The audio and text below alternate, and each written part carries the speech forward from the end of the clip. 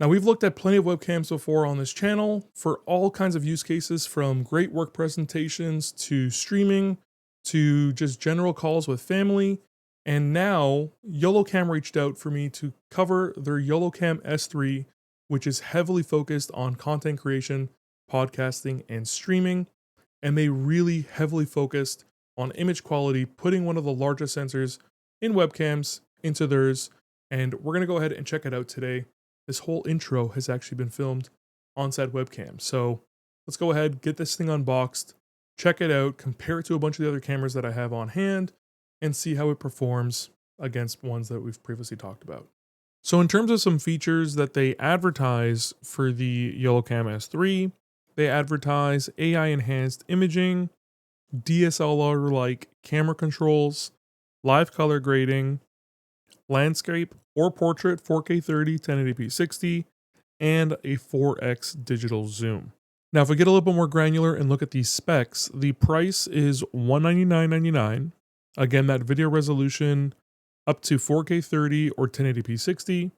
The aperture is a f1.85. The sensor is a 1 by 1.3 inch sensor, which they're advertising as being one of the largest in a webcam. The FOV is 82 degrees. There is no privacy cover. It does not support gestures. Its focus type is a phase detection autofocus, or you can enable a manual focus. It supports HDR, and it has no internal microphone. As always, there will be links down in the description below where you can go ahead and check out the Yolocam S3 for yourself. If you do end up using those links, they do help support the channel, and I really do appreciate it. There will also be an exclusive discount code, Caddac S3, which will get you discounts on their official website. All right, so we have the box here. It's relatively heavy considering the size of the box. It's a pretty small box. We have the camera shown in the two different orientations. So we have the landscape and the portrait. We have some features here on the side. So they advertise the 1 1/3 inch large sensor, which they're advertising as one of the largest sensors on a webcam. YoloLive AI Compose, Pro level color grading, 4K HD quality, and 0.3 second ultra fast autofocus. Mentions what's in the box, and we'll get to that in a second. And then they talk about different use cases. So live selling, gaming, content creator, and podcast. All right, this is what's in the box, and this is probably gonna have the webcam because it's extremely heavy. So if we go ahead and get this open, we have one little box, lots of little boxes in this packaging. And we have the camera here. So it's got a really nice finish to it. It's got like a faux leather kind of feel on the front here. We have the lens, USB-C input there, and the magnetic bottom. No integrated webcam cover, so that's something to note. And we have the other magnetic mount on the side. So it has magnets on both sides so that you can mount it in the vertical or horizontal positions.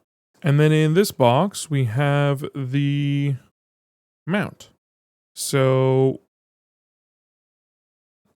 you have a pretty decent sized mount. It has a little back plate. That's the first I've seen on that. So I guess that's so that you can kind of get it nice and nicely placed. It kind of sits against the back there.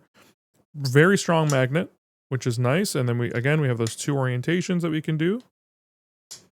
And other than that, it's very similar to a lot of the other mounts that we've used and seen before, where it has the one little arm to tilt the camera, and then you have this one that will go on top of your monitor, and then this that kind of sits up against the back. And then in our other box here, we have a USB-C cable. So it's a USB-A to USB-C with a USB-A to C adapter, which is opposite of what most of the other ones have.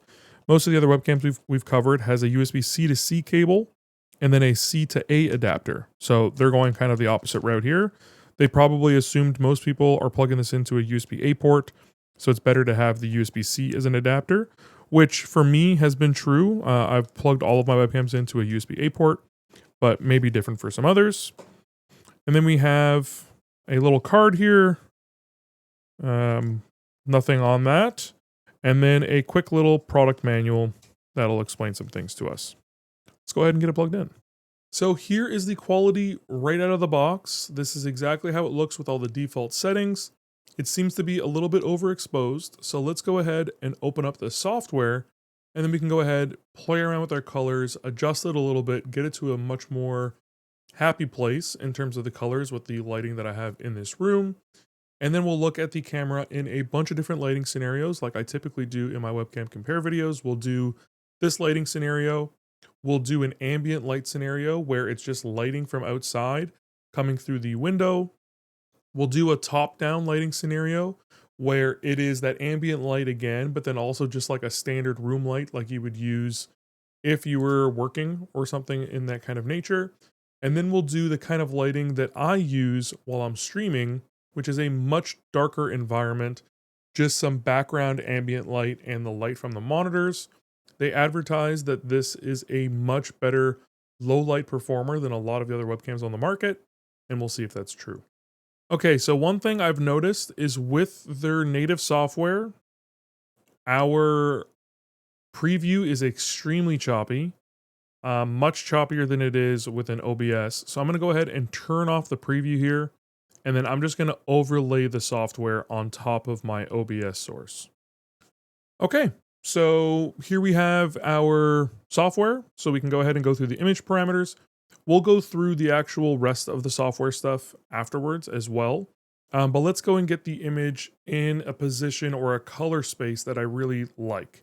I do have some pretty bright lights, so it is pretty common that these lights will end up having webcams and regular cameras overexpose a little bit, which has just been normal.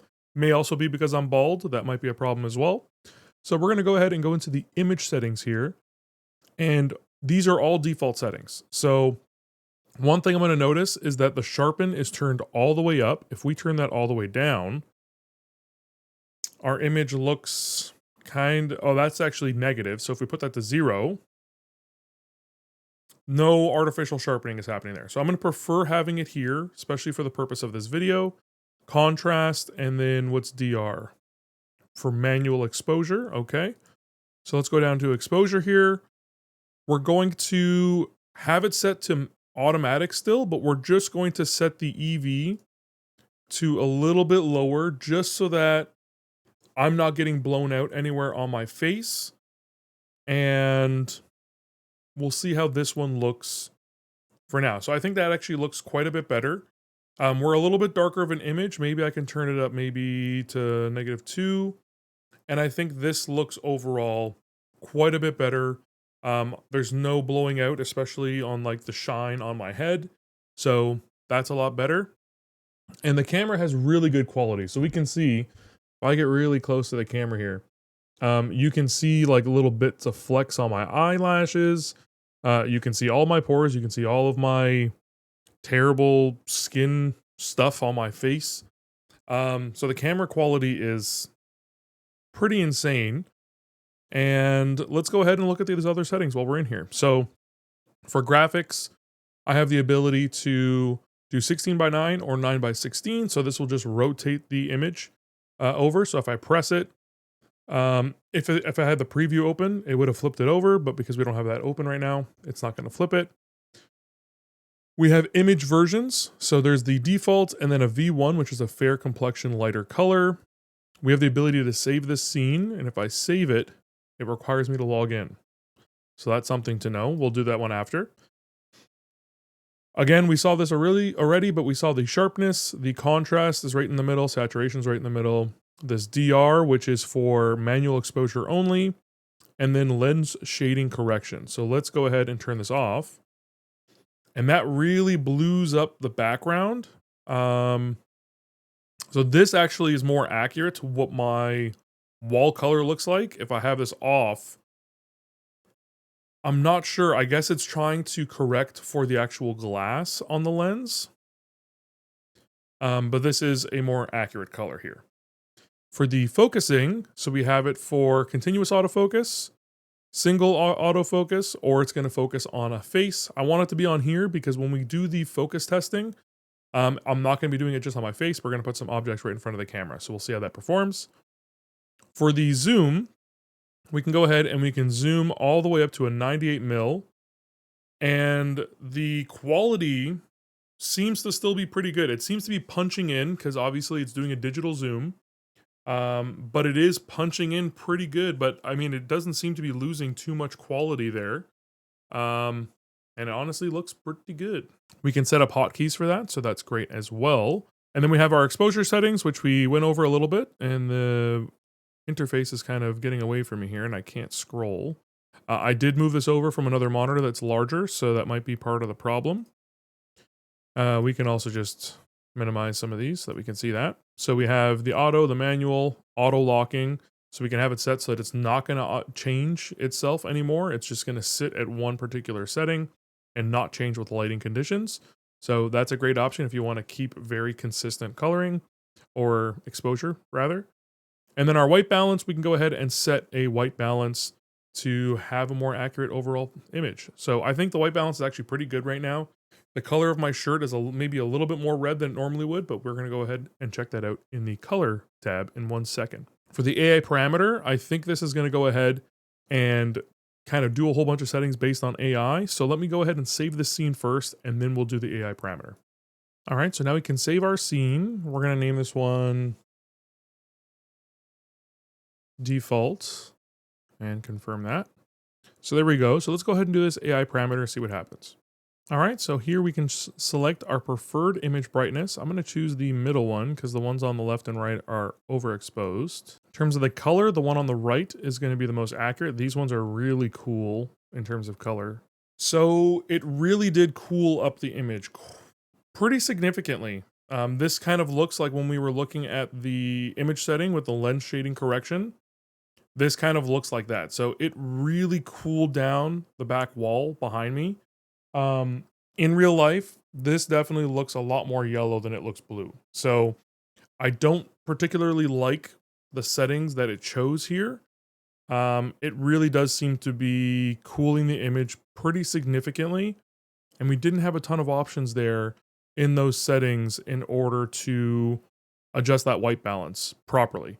So we can try to see if we do the blue offset. So yeah, I'm gonna basically gonna have to play with this white balance a little bit to get it a little more natural. And honestly, this actually looks pretty good. I'm actually pretty happy with this color. So this was with using the AI parameters, so that might be a good starting point. Use the AI parameters and then kind of adjust it to a point that you're happy with. If I had a color chart, this would be a lot easier as well. But we're gonna go ahead and save this as AI. So now using the color tab, we can do color corrections. So it's gonna take a snapshot from the camera, and then we can select an area and we can adjust the color based on that. So that's actually pretty impressive that it changes colors so quickly there, and you can see it in the live preview. Even though it is somewhat blocked, we can make this a little bit smaller in OBS. Give me 1 sec. But now my face is totally messed up, and we can just go ahead and go back over here and reset this, and it'll bring me back to the colors that it was before. So they have a fast and a professional mode. So the professional mode has a lot of points, and you can really adjust a bunch of different color settings and really get things down to a point that you're happy with. I don't know how many people are actually going to use these color settings, because if you can get everything to a pretty happy point using white balance and getting your exposure right, I don't know how much the color grading is really going to make that much of a difference. But I also don't color grade majority of my videos. I shoot right out of the camera. I don't shoot in log. I have everything kind of just set the way I want it to, and I use those colors. If I was doing more artistic style videos, then maybe I would change that process. But as of right now, I personally wouldn't use these color settings, and I would just leave everything the way I have it set up. I think this looks super accurate, and I'm pretty happy with this image. Now the last little tab here is where we have all of our scenes, so we can just go ahead and have multiple scenes. We can delete them, we can activate them very quickly, so it very quickly changes those colors, which is nice. There's a little bit of a actually it only happened that one time where it switched between and kind of had a little bit of a flicker, but overall I think this looks pretty good. And the only thing left in the software is in the settings. You can check for your latest firmware. So we're on the current latest right now. And then we have the ability to enable hotkeys so that if we want to change the zoom levels very, very quickly, we can do that via hotkeys if we want to. So next up, let's go ahead and look at the autofocus and how well it performs. They do advertise the autofocus as being extremely snappy and very quick, below 0.3 seconds. So we're gonna go ahead and see how well it pulls. It seems to do a pretty good job. And as you can see here, when it does do that, you get a little bit more of that bokeh behind. The closer the object is to the camera, the more the background's gonna fade, and the more it's gonna look a little bit kind of like a DSLR or mirrorless camera or something with a bigger sensor. But it does do a pretty good job of grabbing something that's in the middle of the frame. Now, if it's something over to the side, it seems like it's gonna focus on my face, and we'll see. So it is gonna try to focus on the center of the image here. So if I go ahead and put it into the center, it goes pretty quickly and then comes back over to my face, and it goes over and it pulls back. And it doesn't seem to do much breathing when it's here, so that's good. Even if my face is a little bit visible, it's gonna go ahead and focus on that device or on that product. If I change this to the different mode, the face mode, now if I have this here and I bring it closer to the camera, it is gonna focus on my face no matter what. Whereas if it had the continuous, it's going to focus on whatever it thinks is in the center here, versus the face. As soon as it realizes that there's a face in camera, it's going to try to focus on the face. So that's actually pretty good. I'm pretty happy with that. Most of the time while I'm streaming, I would probably have it on continuous or face. I do often show a lot of things while I'm streaming. And if this is going to be a stream camera for me, then the continuous just makes more sense so that I don't have to hop into the settings to change that focus type, because you will have to launch the software to change focus. So now let's go ahead and get it compared to a few of my other cameras. We're going to compare it with my mirrorless camera. We're going to compare it to one from Insta360 and then another from OBSBot. We're going to see how they all kind of line up to one another. All right, so here we have the 4 cameras side by side. Now, 3 of them are running at 4K 30, and my mirrorless is running at 1080p 60, so that is going to be relatively noticeable. I didn't want to have to jump into the camera settings and adjust a whole bunch of those parameters to get it to change. It's not as easy as the webcams to change the frame rate on my camera, and I can't do 4K on my camera through capture. So we have the 4 cameras here. So we have my Sony a6400 with a 16mm Sigma lens on it, which is an f1.4. We have the OBSBot Meet 2, and then we have the Insta360 Link 2C. They're all static cameras, so that's a pretty good comparison. OBSBot and Insta360 both have gimbal versions of these cameras, but they use the exact same sensors.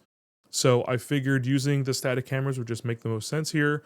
And then when we talk about comparing them overall, we can talk about the pricing of the gimbal cameras and the static cameras versus the Yolocam S3. So I'll give you a second to see which one you think is which. And so we'll point them out. So we have the Yolocam S3 there first.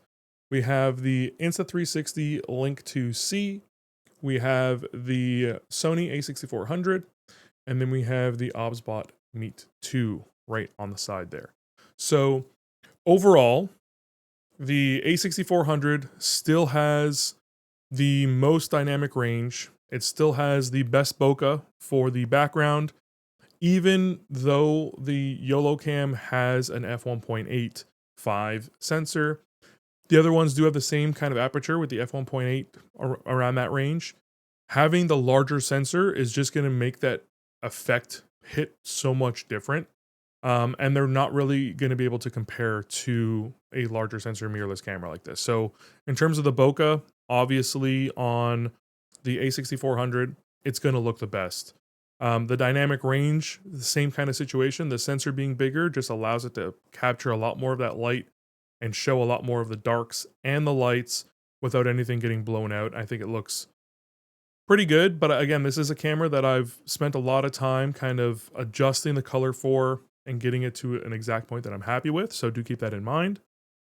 But when we compare the webcams to one another, we can see that the Meet 2 seems to be a little bit on the soft side. The Link 2C seems to be a little bit noisy, especially around my head here. And the Yolocam seems to be extremely crisp. We are a little bit overexposed, so let me adjust that a little bit here. So that looks a little bit better. We are getting a lot of color on the camera. We're getting a lot of contrast.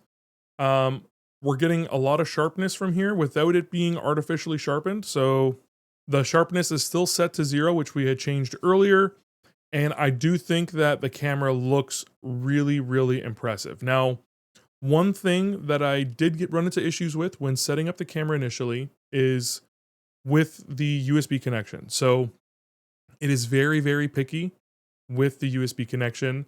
I tried using multiple cables because the cable that comes with the camera is a little bit too short, in my opinion, for a camera that requires a good high speed connection to your computer, and was a little bit more finicky with using an extension. If you're going to be putting this camera in the position that you're really, really happy with, having extra cable to be able to comfortably put it in that position so that the magnet also doesn't slowly shift over time is very difficult. I ended up finally finding another long enough USB cable that I could use this with without having the camera in an entirely different position from the rest of the webcams. But that is something to keep of note. I do wish that they included a longer cable because it does require a good, fast, high-speed connection to your computer. I'm currently using it in a 10 gigabit USB port in order to make sure that I didn't run into any issues. When I was running it on a slower port, the camera seemed a little bit more choppy. And when I ran it using an extension cable, the software itself actually gave me an error saying like, hey, make sure that you're using this in a proper high-speed port with the proper cable in order to use the camera properly. There was a bunch of artifacting and everything was kind of glitching out. So that is something to keep in mind. But I do think the camera looks good. I don't know if the motion seems a little bit less smooth than the other cameras. Let me know what you think. Obviously, the A6400 being at 60 frames, it's going to look smoother overall. But let me know what you think about the Yolocam versus the Insta360 and the OBSBot. Overall, though, I am extremely impressed with the overall image quality in the studio lighting setup. So let's go ahead and compare it in a few other lighting scenarios. I won't be able to do the ambient light scenario right now because we're into November, and once it gets past 4:30, it's already dark outside. So I'm going to do my stream lighting setup first, and then tomorrow I will really quickly go ahead and do the ambient lighting and then the ambient with the top-down lighting and see how those look as well. All right, so here we are with the natural light. It is just a sheer curtain blocking my window and natural light coming in. No other light sources or anything other than the monitors, as always. And honestly, camera still looks really good. It's got way more contrast and color than the two other webcams right now. Obviously, the bigger competitor, the A6400, has a lot more sharpness at this light range. I would have to go ahead and create a new color profile to get more accurate colors at this lighting because we're in an entirely different lighting scenario, different color lights, all that kind of stuff from outside. And you can see that kind of with how cool and blue everything is and how dark my shirt is, for example. But there is a lot more contrast and the camera's still extremely sharp. So honestly, still really impressed with this lighting. Let's go ahead and see what it looks like with just an overhead. The worst lighting scenario, I think, out of all these, a light atop of my head. All right, and this is what it looks like with the light above my head. Again, the two webcams are pretty washed out. I'm not adjusting all these color settings on them though, so I'm sure I can get them to have a little bit more contrast and be a little bit less washed out in these current lighting scenarios. They are both set up to be a little bit better for low light scenarios because that's how I typically have been using them. So keep that in mind. But again, the Yolocam looks great. It is a little bit darker. I have the exposure at 0, the exposure variance set to 0. But overall, quality still looks great. This is the worst lighting scenario. This is a lighting scenario I wouldn't really suggest for anybody. It's just top-down light. It's my face is basically all in shadow. It doesn't look great, but on the camera itself, looks pretty good. All right, so I didn't get to turning on my stream lights yet because I wanted to talk about this lighting scenario, which is not one that I normally test, but it is a really interesting spot right now for the Yolocam because it actually looks really good. We have no lighting on other than my monitor lights and the backlight on my main monitor. It has a purple backlight built into it. So there are no other lights in my room right now. And if you look at the noise on the walls, the two other webcams, the Obsbot and the Tiny and the Insta360, are struggling. There's a lot of noise on the wall. The Link 2C, I've talked about this multiple times, does really struggle in low light scenarios and it gets extremely noisy. The Obsbot is the one that I typically use during streams because of the lower light scenarios. It did perform in the lower light situations a lot better. And you can see it does look better, but it still looks really, really rough with all these lights off. But the Yolocam, there's not a ton of noise on the wall, depending on the lighting scenario. You can see it kind of shifts around depending on the lights. And honestly, this looks impressive. You can see more in the camera than I can see with my naked eye right there. Especially in this little section where I have some stuff from like Gamers Nexus and all of that. I cannot see that nearly as well here as I can see it on the camera preview. So that is impressive. Let me get the stream lights on and do what I normally do for my comparisons here. All right, so this is the stream lighting scenario. I have two lights here. So I have a lamp with a single bulb, and then I have a Decala Arkenstone here on the shelf. And this is the typical streaming setup that I usually have quite often. And it's not a great scenario right now for the Yolocam just due to the position because it is looking directly at this really bright light. But overall, the camera quality is still really good. There's very little noticeable noise anywhere behind me right now compared to the other two webcams. Again, the Link 2C struggling quite a bit here. The Obsbot's looking better. The A6400 looks fantastic. This is with the auto exposure on. And the Yolocam, I did turn down the exposure. So if I turn this back up, the colors are just looking a little bit odd. But obviously this is a very weird lighting scenario with just a bunch of purple lights basically right now.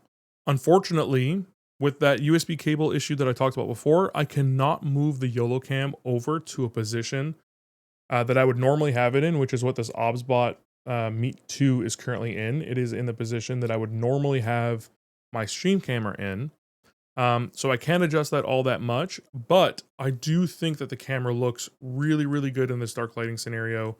It's going to be the result of that bigger sensor. The bigger sensors just do a lot better in lower light scenarios. I'm actually testing another camera right now that has a larger sensor than the Link 2C and the Meet 2, and it makes a huge difference there as well.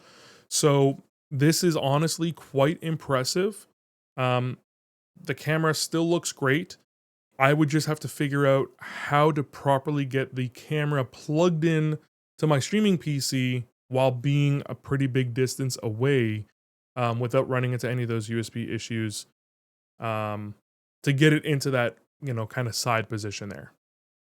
Okay, so I was able to find another even longer USB cable that does work and get it into a more similar position as to what I would normally use when I'm streaming. Now, I do run into an issue where the USB cables, if they're too stiff, they do end up shifting the position of the camera quite a bit. That little backstopper on the mount that we showed earlier during the unboxing does seem to help out a little bit with that, which is great. Now it would be mostly just playing around with the color settings in order to kind of get rid of this super tint that I have going on right now. So let me see if I can get that working. I might not be able to get it done. It might be a little bit difficult for me. We'll go ahead and see what I can get done here. So after playing around with the settings a little bit, I think I've got the camera looking pretty good. It's still not going to look nearly as good as the A6400 in terms of that dynamic range and all of that kind of stuff. But compared to the other two webcams, I think it looks fantastic. This is with the exposure set to an auto with a -2 EV on there. I played around with a bunch of the white balance to kind of get rid of that super purpley and blue hue, especially that was going on in my eyes, the whites of my eyes. And I honestly think this looks pretty good, considering the lighting scenario. Again, there are no lights on in this room other than the displays, the light behind my monitor, and these two very bright purple lights behind me. So with the current lighting that I do have and the settings that I have, it does make this look more blue than purple. And that might be something that I can adjust a little bit later. But it actually does look a little bit more blue, especially when you look at this back wall in person right now. Just the way that the light kind of bounces off there. So it honestly doesn't actually look too much different than real life. And I think, again, the quality in this low light scenario is pretty impressive. All right, so let's compare the Yolocam S3 first with the Link 2C and the OBSBot Meet 2. So the Yolocam S3 is a price of $199.99, whereas the other two cameras quite a bit less expensive. Regular price for the Meet 2 was $139, although I've seen it go down as low as $99. Same thing with the Link 2. Regular price is $149.99, but I've seen it go as low as $99.99 as well. Now, the video resolutions across all these cameras is the same, as well as their apertures are all extremely similar, with the Link 2C and the Meet 2 being at f1.8 and the Yolocam S3 being at f1.85. Now, the sensors are where all of these cameras get significantly different. The Link 2C and the Meet 2 both use a 1/2-inch sensor, where the Yolocam S3 uses that 1 by 1.3-inch sensor, which is quite a bit bigger. The FOVs are not significantly different, with the Link 2C and the Meet 2 being around 79.5, 79.4, and then the Yolocam S3 being at 82 degrees. Now, the Link 2C has an integrated privacy cover, and the OBSBot Meet 2 has a magnetic cover, where the Yolocam has no cover whatsoever, so it might be something I'd have to 3D print. The other two cameras do have a bunch more AI tracking features in terms of framing, and you can set those up and enable them using gestures, where again, the Yolocam S3 does not have those. They all support the same type of focus with the phase detection autofocus, and the Link 2C and the S3 both have HDR, where the Meet 2 only has HDR using the virtual camera. The other two webcams also do have noise canceling microphone setups, where the S3 has no microphone at all. Now, if we compare the S3 to Insta360's Link 2 and the OBSBot Tiny 2 Lite, these two cameras have the exact same sensors as their static companions, but instead they do have the additional feature of having a gimbal. So that does make quite a big difference. The gimbals can be extremely useful in a bunch of different situations. And if that is something that is going to be important to you, then that's something to really factor into your purchase. Now, if we look at all these cameras, I think they all do provide their own benefit over the others. So for example, the Link 2 does a really good job with the gimbal. I think it has the best gimbal out of all of them. The tracking and movement tracking overall is extremely impressive, as well as the software is great. It and the Link 2C both have incredible noise canceling on their microphones, and those are really good for work environments and stuff like that. I think it's great. The OBSBot Tiny 2 Lite does a really good job with having the gimbal in that low light performance. I think it does a really, really good job there. It also does a much better job with tracking when it's not a constant face-facing camera. So when you turn around and stuff, it does a better job tracking than the Link 2 does, which is great. And OBSBot has a really great job in terms of integrating their software to be able to be controlled by a bunch of different things. So you can control it with a Stream Deck, you can control it with a bunch of MIDI controls. You could do quite a bit with the OBSBot, and I'm really impressed with that. The Link 2C kind of just does exactly what the Link 2 does, just without the gimbal. Provides a lot of value at that price point. And in terms of a good mobile device, I think it's fantastic. It's one that you can throw into your laptop bag, use for your meetings and all that kind of stuff as well.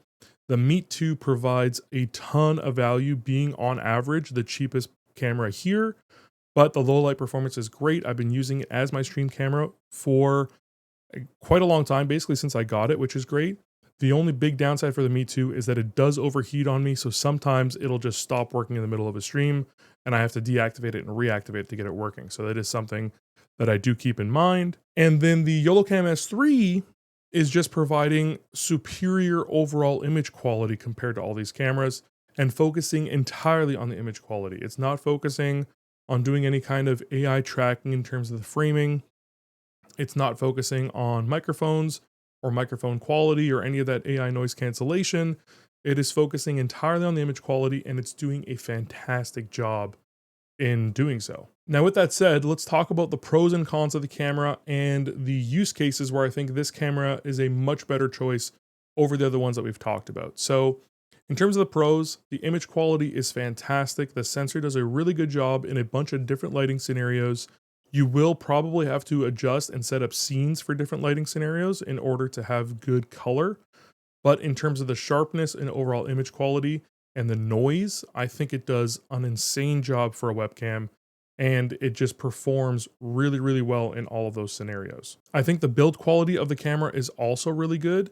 The overall body of the camera being fully made of aluminum does get quite warm, but that means that that heat is dissipating and not staying within the camera. I haven't had any issues with the camera overheating or stopping during use, which has been good.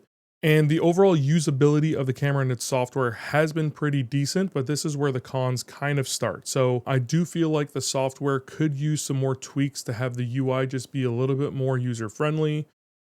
I would really like some ability to disable the camera through the software and just turn it off so that I don't have to unplug it to do so, especially since it doesn't come with any kind of privacy cover.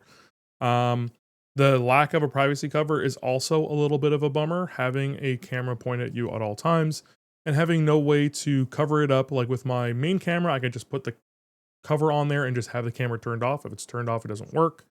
With the other cameras, they all have their own privacy cover situations, and not having that on the Yolo S3 is a little bit of a bummer. I might try to look into ways to 3D print a cover for it, but not having one by default just means that I have to unplug it when I'm not using it, just for my own personal privacy reasons.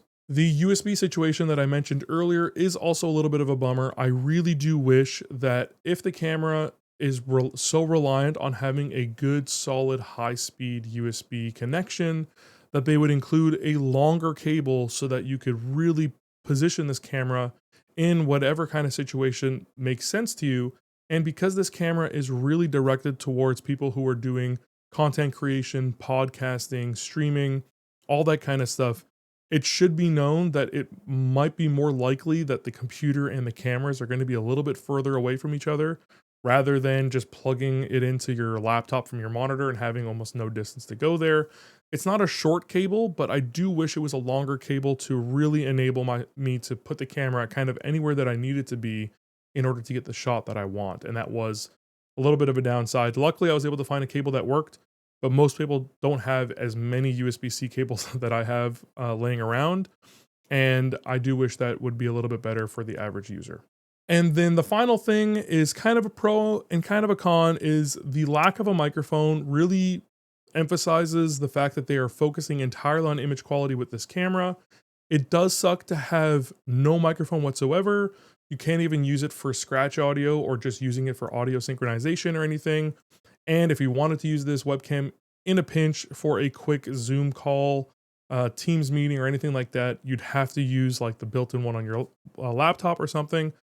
Obviously, the webcam microphones in general are not ever going to sound nearly as good as basically any USB or XLR microphone, but having that option is really, really nice. I understand why they did it, and they've mentioned to other people when I've watched and kind of looked at other reviews, they have explicitly mentioned that putting a microphone into the body would have kind of changed the whole layout and just maybe sacrificed image quality or the overall heat dissipation, all that kind of stuff. So I can understand why it is just a little bit of a bummer not to have that as an option. Now, in terms of the use cases that I think are best for this camera are, I think, the ones that they really target. So podcasting, content creation, and streaming, where you're always basically going to have your own dedicated microphone. You're going to want to have the best image quality possible. And then especially on the streaming side, since a lot of people don't like having full light studio lights on while they're streaming for multiple hours, which I personally don't. The low light performance of this larger sensor makes a huge difference, and I think it looks fantastic. I don't think this camera is great for a working situation unless you're one of those people that likes wearing a full wireless headset with a microphone on it and you want to talk through that. That will work great. This camera is going to look better than the camera built into your laptop. It's going to look better than most of the other webcams as well. And I think it'll do a really good job. I think the other cameras definitely focus on a much wider range of activities, especially looking at work stuff, right? They do a lot of things on presentation in terms of whiteboards and desk views and all that kind of stuff, content creation, streaming, and all of that. Whereas the Yolocam is much more focused on that image quality in those situations where they know that you're going to have your own dedicated microphone. And I think that's fine. With all that said, I am super impressed with this camera. They do have some other options in their lineup that are more expensive, but provide even more image quality. If you guys are interested in me checking those out, let me know down in the comment section below. I really do like exploring the world of cameras, webcams, full mirrorless cameras, all that kind of stuff, seeing how they can be used in different environments. I have a ton of cameras now, and I do use a lot of cameras on a regular basis. I basically always use 3 while I'm streaming. I have my main camera, I have my top-down camera, and then I usually have an additional camera, usually one of the gimbal cameras kind of off to the side so that I can show other things in the room or things that I'm doing on my desk if I'm building Lego or what have you. So having all these camera options is great. And if there's anything that I can do to help you guys make your purchasing decisions a little bit better and kind of learn about new cameras, because I've never heard of Yolocam before they reached out to me, I'd love to continue doing that. So let me know what you guys think down in the comments. With all that said, I really do hope you found this video helpful. And if not, I at least hope you found it interesting. If you did, I'd really appreciate it if you subscribed. If you have any questions, comments, or feedback, you can leave those down in the comment section below, and I'll try to get to them all as quickly as I can. Big thanks to my Patreon sponsors, and big thanks to you for watching to the end of this video. If you want to see any other reviews where I talk about webcams, compare them, take a look at them in different lighting scenarios, you can check out the playlist right up here. And as always, stay safe out there. I'll see you next time.